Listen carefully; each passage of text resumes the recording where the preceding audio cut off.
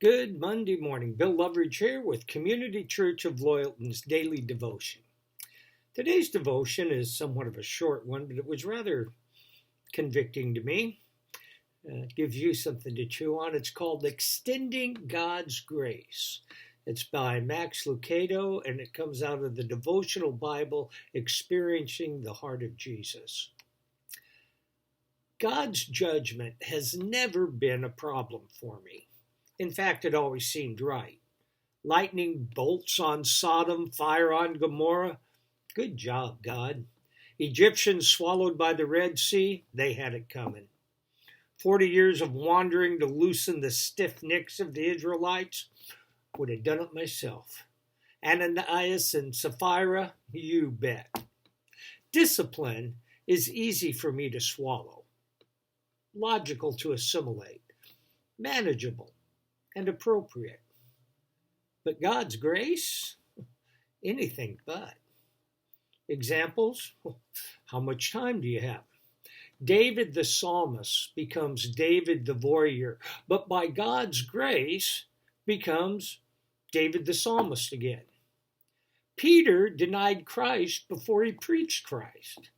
Zacchaeus the crook, the cleanest part of his life was the money he'd laundered. But Jesus still had time for him. The thief on the cross, hell-bent and hung out to die one minute, heaven-bound and smiling the next. Story after story, prayer after prayer, surprise after surprise. If God can tolerate my mistakes, can't I tolerate the mistakes of others? If God can overlook my errors, can't I overlook the errors of others? If God allows me, with my foibles and failures, to call him Father, shouldn't I extend the same grace to others? Father, forgive me when I have forgotten all you've done for me, when I haven't been as forgiving as I might, when I let the world, when I let anger, when I let whatever get in the way of being graceful, of sharing your grace.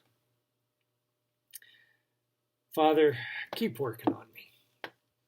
I ask this in your Son's precious name. Amen. Having received God's love and mercy, why is it still difficult at times to show love and mercy to people around us? Well, something to think about. To whom do you need to show God's grace this week? Have a grand day. I'll be back tomorrow with another devotion. Be blessed.